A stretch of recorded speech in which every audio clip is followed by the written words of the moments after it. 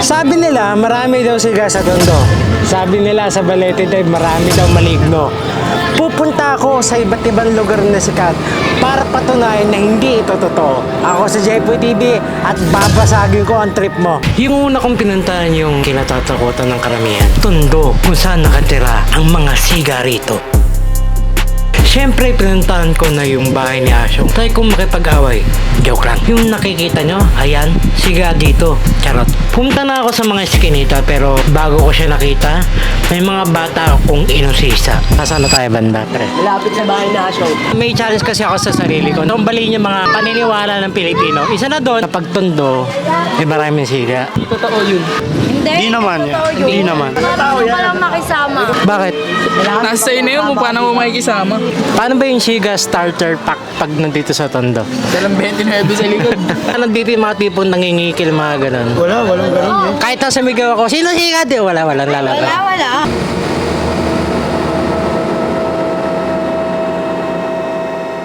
Excuse me po, kayo po ba yung amangkin ni Asyong? May tatanong po sana ako kasi sir, sabi nila, pag Tondo, nada ng mga siga. Hindi naman, lugar-lugar din yan. Hindi niyo po ba naman yung kasiga niya or may sumunod pa po kaya sa kanya? Wala, hindi na nga gusto siga. Ano po pangalan tay? Kaya nang sa Longgo. Thank you tay ah. Thank you. Susubukan ko pong maging siga po mamaya. Sa kalagitnaan ako ngayon ng Tondo at syempre, hindi naman ako papayag na hindi ko mapatunayan to. Ito ang kailangan para masabing siga ka. Mag-uubad ako. Ngayon, medyo maangas na. Tingnan natin kung may mantitrip na iba. Saan tayo dun sa kanto? Si cellphone. Tingnan natin kung ano mangyayari. Nakatulad ng Kaibigan. hindi na katulad ng tayo iba dito pag nakaubay kapag titripang ka. Hindi ganun dito. Dito. May tanong ako sa'yo bro. Dito kapag sinabing Tondo, edi lugar ng mga siga tsaka mga gago. Tinay ko na maghubad. Sa tingin mo may mantitrip kaya? Wala. Nagpalipas muna ako ng ilang oras, tumambay muna ako saglit. Nantay ako, baka merong mga labit. Pero tingin ko wala na mangyayari dito. Dahil lahat ng mga kinakausap ko, halos parang tropa ang tingin nila sa akin dito. So, may napatunayan na akong isa. Doon naman tayo sa iba. So tapos na ako sa Tondo. Ngayon, papunta na ako sa ibang lugar dito. At syempre, katulad na sabi nila, sa Quiapo, marami daw mandurukot dito. Gusto ko lang baliin yung paniniwala ng ibang tao. Kaya po daw, maraming snatcher. Totoo ba yun? Hindi totoo. Kahit saan lugar naman maraming snatcher eh. Yung iba po nagbabago na. Depende. Nanakaw ka na ba? Hindi pa. Pero nag-iingat ako na ako lagi dito. Pag Nag-iingat ka pumunta lagi. ako. Hindi, wala mo magnanakaw dito. Puro lang, mga may mandurukot lang. Pero birang-bira na ngayon. Hindi katulad dati. Marami pa rin ba o wala na? Pag nandito lang po si Tanggol, marami na rin po kasing kapulisan po rito. Ay, hindi katulad dati. Katulad dati talaga marami. Ilan na yung kabit mo, boss? Kabit sa, wala akong kabit. Wala. Wala akong asawa eh. Siyempre, hindi naman ako na hindi patunayan. Iwanan ko tong gamit ko kung walang nakatingin. Ewan ko lang kung may magbabalak ba talaga sa akin. Pero ngayon natin mapapatunayan. Kung sa Quiapo nga ba ay maraming snatcher o magnanakaw. Para mas makatotohanan, iniwanan ko na yung bag ko na puno ng pera, gadget, at punong-puno ng ginto. Joke lang. Pero sa dami ng tao dito, posible namang walang mga kapansin dito. Malamang may magtangka. Pero tiwala pa rin ako sa mga nakausap ko na halos wala na daw magnanakaw dito. Pero hindi pa rin tayo sigurado hanggat hindi nawawala pag ko. Pero bago yan, punta din ako sa isang lugar na panghuli na marami daw inkanto at nagmumulto sa sementeryo. Ay, sa Balete Drive. Isa to sa mga kinatatakutan ng iba, ang Balete Drive. Papatunayan ko sa inyo, halos wala naman ditong iba. Walang nagmumulto, hindi yung mga panloloko mo. Ngayon nandito tayo sa pinakamalaking puno ng Balete, dito sa Balete Drive. At syempre, susubukan namin kung may magpapakita nga ba talaga sa amin. Sa tingin mo? Sa tingin ko meron ata to. Well, hindi ako naniniwala rito. Para mapalabas ko sila rito, alam niyo na kung anong gagawin ko. Simple lang. Ouija board. At syempre, kandila. Ito na ang ginawa kong Ouija board. May kulang pang isa. Tara na, tawag tayo ng kaluluwa. Maraming kuro-kuro sa lugar na ito. Pero ano nga ba talaga ang totoo? Ang totoo, inimbento lang naman talaga ito. At inimbento din ito ng tatlong magkakaibigan na galing sa inyo dahil wala na silang mailabas na kwento na ito na ang papatok sa mga taga rito. Check tayo.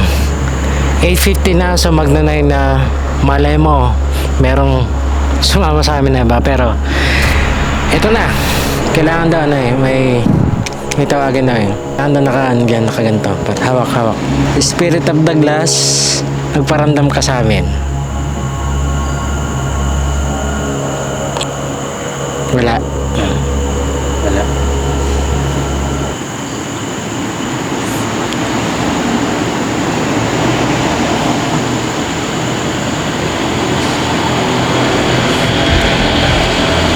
Yasin muna tayo. Isa lang na pagtanto ko, baka hindi trip ng multo yung mga trip ko.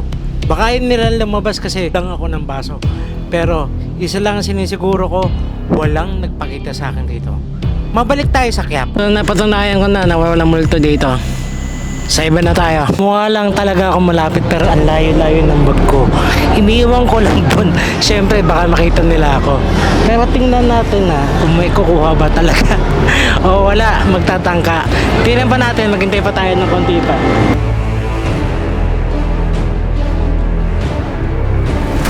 So wala talagang kumuha ng bag ko.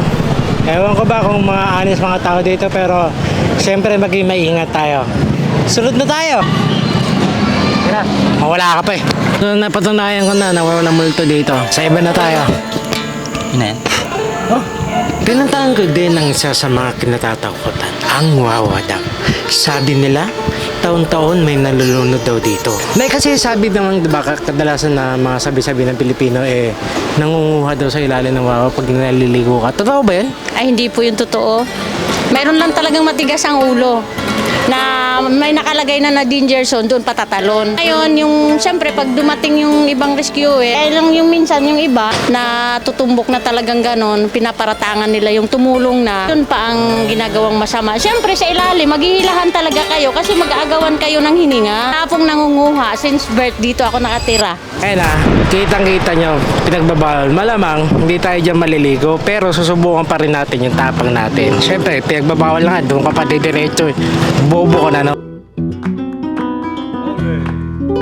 Kamusta namin pagtawid dati? Okay naman po. Pero wala nangunguha dito.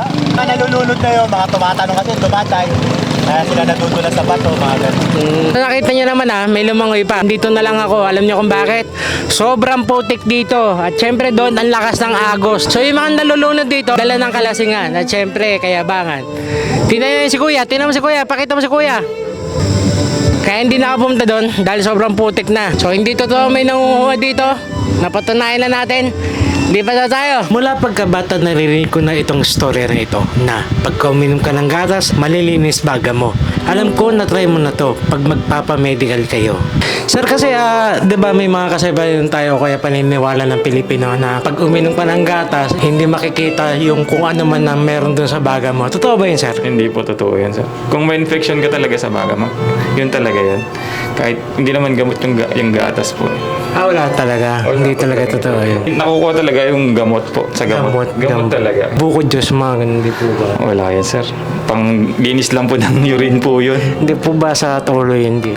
Hindi ko natin alam, sir. Sa tulo. Siya para kalma, sir. So, yun. Napatunayan natin dito to. Next na tayo. At ang pinakahuli, ang ahas sa mall. Dito ko ngayon sa isang pinakasikat na mall. Sabi nila, marami daw nawawalang babae dito. Nawawala sa dressing room. Papatunayan natin yan kung totoo. Ewan nga ba kung may magpakita rito. Maghahamon tayo. Excuse me, kasi gumagawa kasi ako ng challenge. Gusto ko kasi patunayan na sabi nila may ahas daw dito. Okay lang ba kung i-challenge ko kayo? Pupunta lang kayo sa fitting room, tapos dadalhin nyo itong isang camera. Lang, ganun lang. Naglakad na yung mga challenge ko, papunta na sila ng dressing room. Sana wala mangyari sa mga to. Hula ko wala naman talaga mangyayari sa mga to kahit mismo yung mga guard. Tinanong ko, isa-isa. Sabi nila wala naman talagang ahas dito. Siyempre, pasimple lang akong kumukuha. Habang sila, naglalakad na masaya, nagkukwentuhan. Yung magtagal sila sa dressing room, tingnan natin kung may mangunguha ba talaga o mawawala sila katulad ng sabi-sabi nila.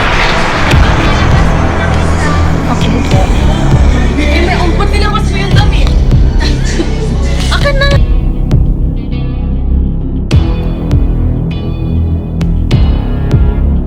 Hindi ko po alam kung anong gagawin.